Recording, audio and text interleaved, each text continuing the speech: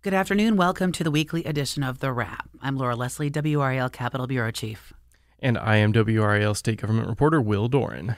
And we are officially in election season. As of today, the absentee ballots went out the door in North Carolina, so that means people are going to be able to be starting to vote. Yeah, there are more than 5,000 people who have already requested their absentee ballots. So props to them for thinking ahead.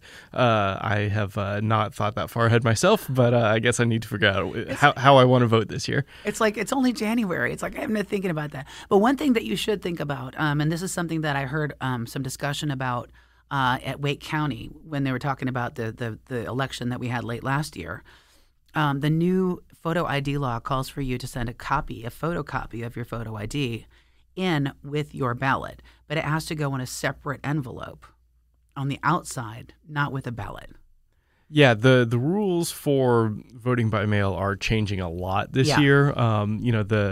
In the past, there's been kind of a grace period after the election, 3 days or so, to get your ballots in. That has gone away. Now you need to make sure to mail your ballot in well before Election Day for it to get counted. You're going to have to copy your ID and make sure the copy is good. Like somebody sent a photocopy and they cut off part of it and they're like, we can't take that. Right. Yeah, you got to be careful. And, speaking for my fellow millennials out there, like who has access to a copier?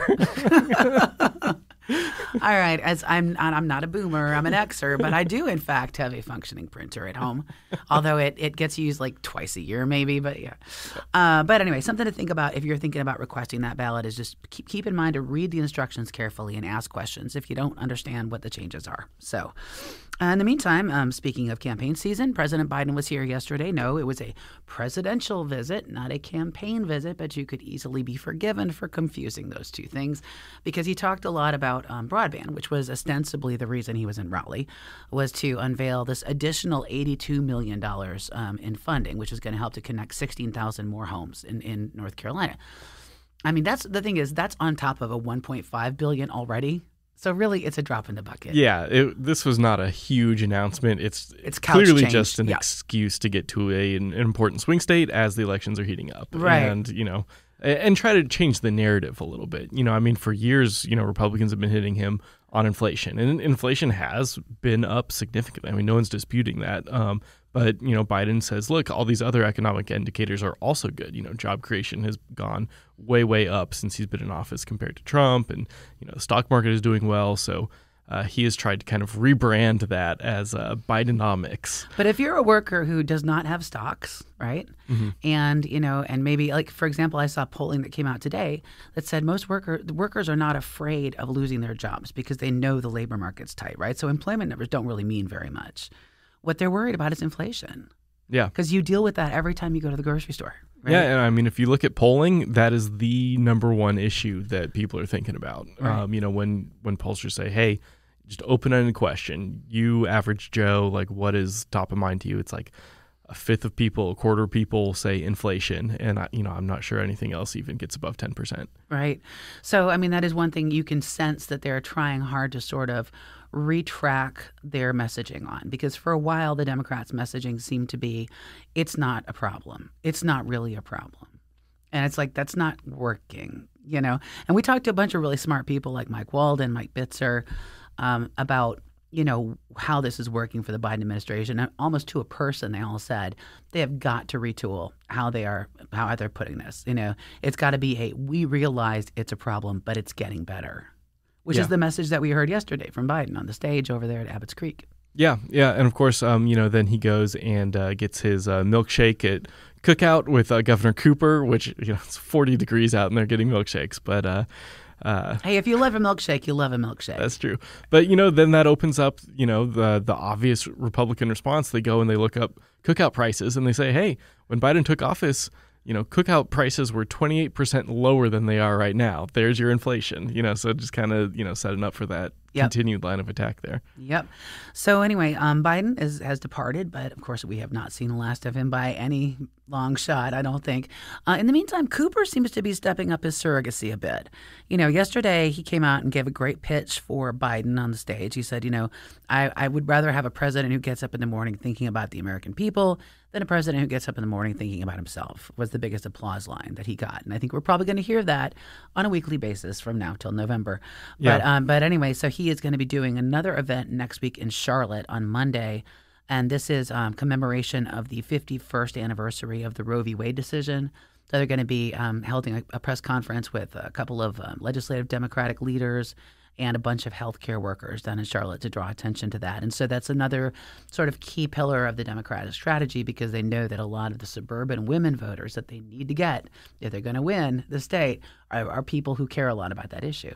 Yeah, we said inflation's kind of the number one issue. Abortion is number two, and that's going to be the top thing for Democrats to push and, say, hey, North Carolina, like the General Assembly did pass, this new basically 12-week cutoff for most abortions. But a lot of Republicans want to go further than that. And if they win the governor's office or if they win more seats in the legislature, you're going to get even stricter abortion bans. So that is going to be kind of the main message for Democrats this election season. Right. In the meantime, lots going on in the election world this week. I did a couple stories this week about election challenges. One was the GOP was trying to get a GOP candidate off the ballot in Rockingham County.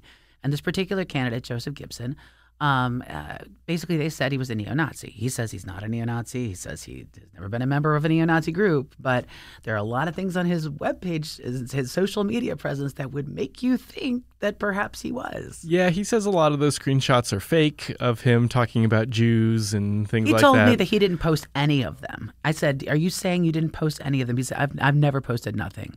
He said it was all trolls. It was generated by trolls. Yeah, I should note that the Board of Elections in Rockingham County, even as they voted to let him on the ballot, did also note that they don't find his testimony to be necessarily credible, and they don't believe that he always tells the truth when he's talking about things. I've talked to some Republicans who've done some deep dives into his podcast and say there's disturbing things there. We haven't really done that ourselves. I've listened to enough of it to know.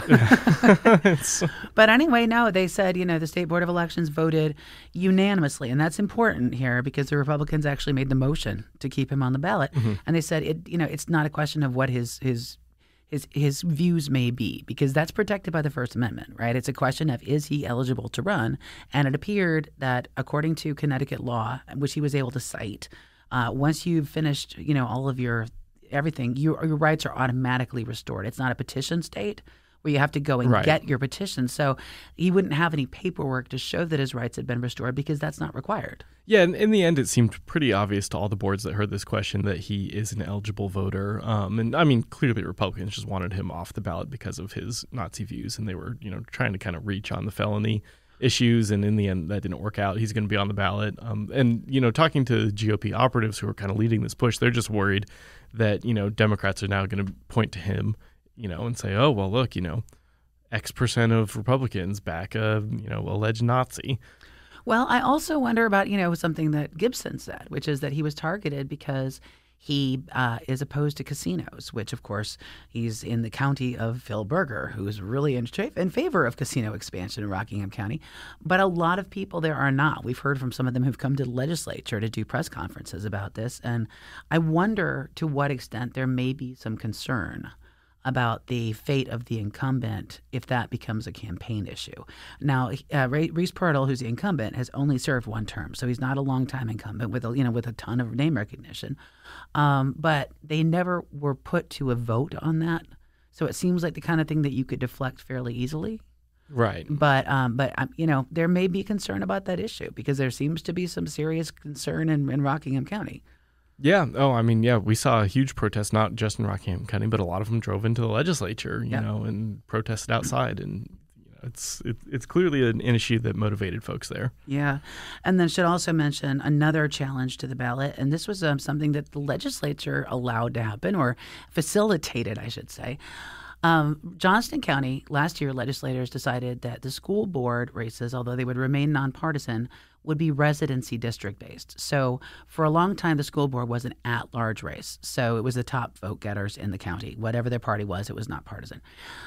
They decided to break it down into residency districts. So even though it's still everybody in the county votes for you, you have to live in a district, a specific district. And that's a fairly common thing. A lot, it's not unanimous across the state, but a lot of places run their local elections like that. It ensures geographic diversity on the school board, right?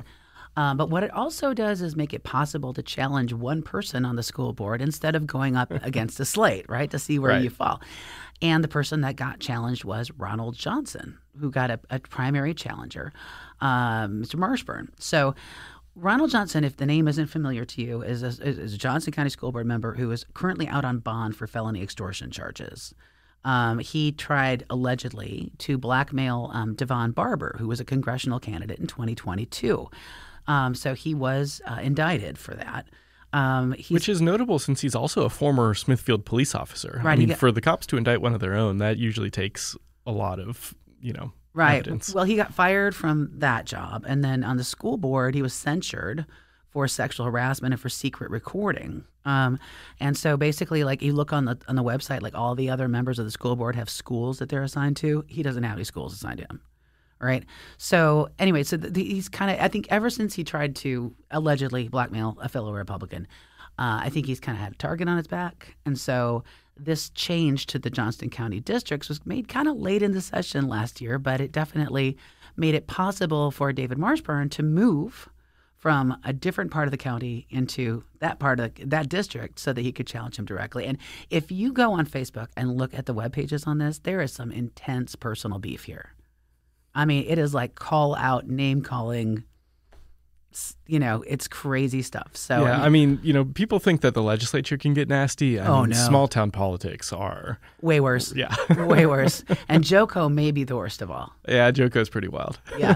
So anyway, so that's definitely one to watch. There are also 2 Democrats in that race, and the thought was that it's an at-large, right? So it's probably going to be a Republican that's going to win it, But we'll see what happens. I mean, it could be interesting. Well, while we're talking scandals, I wanted to bring up kind of something on the opposite end, a scandal that actually got resolved this week, and that was the ethics investigation into Supreme Court Justice Anita Earls. She's one of 2 Democrats on the 7-member court, the only black member of the court, and she had been facing an investigation by the State Judicial Standards Commission, basically like an ethics watchdog for judges, over comments that she had made about racism and sexism that she had experienced while a member of the court. She said even sometimes from fellow justices.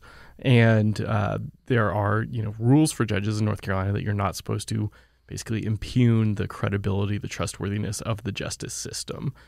That seems to be more honored in the breach. Because think about all the campaign ads that you've seen. Right. Right? Yeah. Oh, yeah. And that was kind of her argument that, she, one, has a First Amendment right to speak her mind.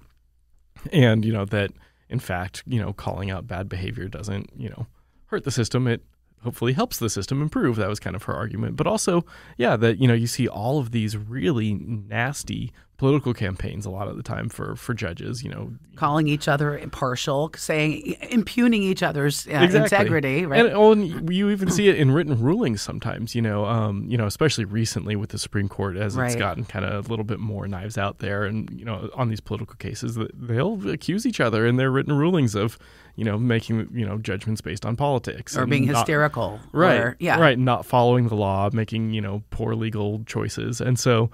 She was saying that she was kind of being singled out. Now, I have to say, we don't know if she's been singled out. These sorts of investigations are confidential, and she actually chose to make hers no longer confidential so that she could sue. So it could be that other people are being investigated as well. We just don't know. However, that all ended this week. The commission announced that they were dropping their investigation into her. Nothing recommended, no discipline, and in return, she is dropping her lawsuit. Obviously, it's always a little embarrassing and awkward when you have a state Supreme Court justice suing the state government and, kind of everyone airing their dirty laundry and making all sorts of accusations against each other, especially when the whole point of the rule is to stop those sorts of accusations from flowing. So I think everyone was happy to just kind of drop this and let it go and let it end. Move on, right? So you've been following District 6, the 6th Congressional District, pretty closely, and that followed a surprise endorsement in that by President Donald Trump. I think it was like last month, was it, or earlier this month, that he came out and endorsed Addison McDowell, who is the brother of Ches McDowell. He's a lobbyist, but not somebody that we even knew was running at the time. Right. I don't think he had announced his campaign, and Trump chose to endorse him over Bo Hines, who he had endorsed for a congressional seat in 2022, the ancient history of the last election, and also over Mark Walker, a former congressman from that area who served multiple terms in Congress before he basically lost his seat due to redistricting when they were forced by a court to redraw some of the lines. And so, people kind of said, who? But, Trump picked this guy instead of those other two. And then all of a sudden, there's an announcement of a fundraiser later this month being headlined by State Senate Leader Phil Berger. And on the announcement, it's just a lengthy list, a couple dozen names, maybe more, of really prominent, influential Republicans. And so people said, "Oh, okay, all right. I guess this Addison McDowell guy has the GOP behind him." And it's people in the MAGA wing of the party, it's people in the establishment wing of the party. That's interesting because for a while, I remember doing stories in 2022 about whether or not Trump's endorsement was a good thing or a bad thing because he had so many endorsees that lost their races, Bo Hines included. Right. But it's interesting that 2 years later, as public favor for him seems to be picking up, at least in the party, that it seems that they've all decided that a Trump endorsement is a good thing, and so they're I think the conventional wisdom of 2022 is that Bo Hines lost that race because he was endorsed by Trump. That was a Republican-leaning district that Democrat Wiley Nickel ended up winning, and it was largely on the strength of his campaigning against Hines as tied to Trump and too extreme. But now, you have the Republican Party fully behind the Trump endorsement in this district. And it's a really red district. Whoever wins this GOP primary is going to go to Congress. I think it's a Trump plus 20 kind of district. Oh, geez. And it's the district formerly held by Kathy Manning, Democratic representative, but she's not running again because it's just unwinnable for a Democrat. But yeah, I don't know if it's a sign of maybe it's, just Trump's sway in the GOP. Like you said, he's kind of come back into favor with a lot of voters. Maybe it's also a sign of, just some hard feelings still left for Mark Walker. He's trying to mount this comeback. Obviously, he got to Congress in 2014 by beating Phil Berger Jr. Oh, I forgot about that. In a GOP primary, and now this fundraiser for his main opponent is being headlined by Phil Berger Sr. Well, you know what they say, elephants never forget. Exactly. So maybe it's a little bit of both. But I think that's going to be a really interesting primary to watch because, again, whoever wins that primary is going to be one of our new members of Congress. Speaking of interesting primaries, I don't know if you've been watching the TV lately, but if you are in the 13th district, you are seeing a lot of ads right now. And that's for that 13th seat. So that one's wide open, and that was also redrawn. As you said, it's another one of those like Trump plus 20. Right. Districts. So whoever wins this primary is pretty much going to win probably. And there are 14 Republicans running in that primary? Something like that. Yeah. And so for a while, the only one you saw up on the air was Brad Knott. He's a former prosecutor, who came into this, I assume, pretty well funded if he was up on the air first. But now we're seeing Fred Von Cannon is up on the air, and Kelly Daughtry is now running ads. Mm-hmm. Well, and also in that race is Devan Barber, the aforementioned target of that alleged blackmail scandal, who came in, I think, second place in the primary in 2022. Right. So, so that is anybody's ball game down there.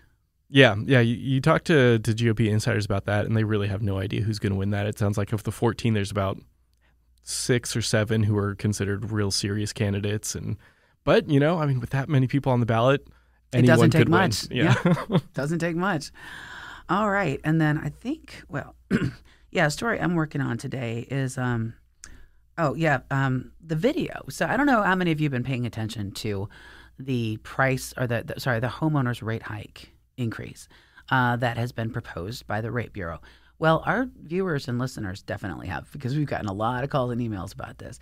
And yesterday, Commissioner Causey put out a video that felt a lot like spin control to me. What do you think? Yeah, I mean, it's you got the insurance companies asking for a average 42% increase. In some areas, it would be, I think, nearly a 100%, 99% increase out by the coast to people's insurance rates. And as you might imagine, people who own houses don't want that to happen. And a little concerned about that. And you know what? This is all happening in the middle of a primary.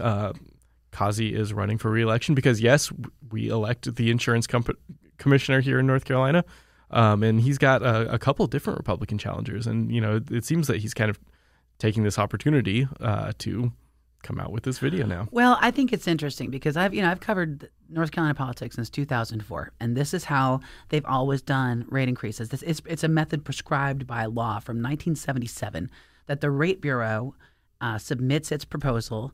And then when the Rate Bureau proposal is taken in and they have public comment on it, and then they all go behind closed doors and they negotiate and they come out and the commissioner gets to pat himself on the back because he's negotiated it down from whatever crazy thing they wanted down to something that is smaller but still enough, right? Right. Everyone gets to win. The companies get to increase their rates. The politicians get to claim the win of knocking them down a little bit and not letting them get away with as much as they wanted. Right. It's kind of kabuki, right? Right. Okay. But in this case, I'm wondering if it's backfiring, right? Because this rate increase proposal was so big and it came right on the heels. I mean, ballots went out today, guys, Yeah. And you can't, I mean, if you're a homeowner, you may not understand how the Rate Bureau works, but you know who the commissioner of insurance is because that person is on the ballot and the insurance companies are not, right? So it's interesting that this video came out in which he's saying really clearly the Rate Bureau is not part of my department. It is not part of state government. It's outside of state government. If you're unhappy about this, send us a message, send us an email. It just felt like damage control to me. Well, and he's gotten the messages from people. 8,600 messages as of today. That compares to the last homeowners rate increase, which was proposed back in 2020. That was a 24% proposal that got knocked down to 8. They got 1,000 emails about that. 8,600 as of today. Wow. That hearing is Monday at 10 o'clock. It's from 10 to 4:30 at the Department of Insurance, notably during times that people who work cannot come. I'm just going to point that out. Trying to go make money to pay your mortgage and your insurance. To pay your insurance bill.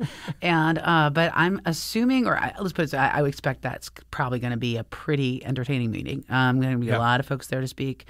And they've also set up an email address just for people who want to send in email comments about it.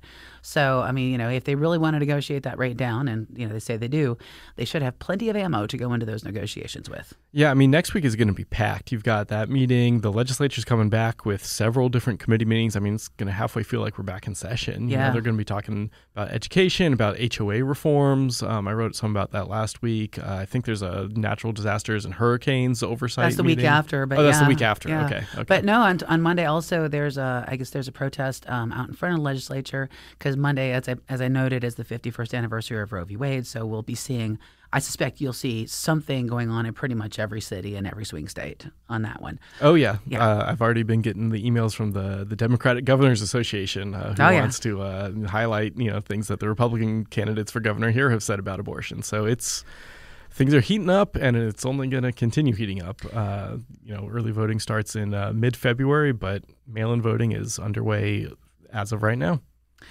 All right, well, I think that about wraps it up for us, unless you have something extra that you wanted to slip in there. Nope, let's do it. All right, well, stay warm this weekend. We know it's going to be cold, and we will probably see you Monday at one of the many events this week here on The Wrap, and we'll catch you up on what happens next week. Stay tuned.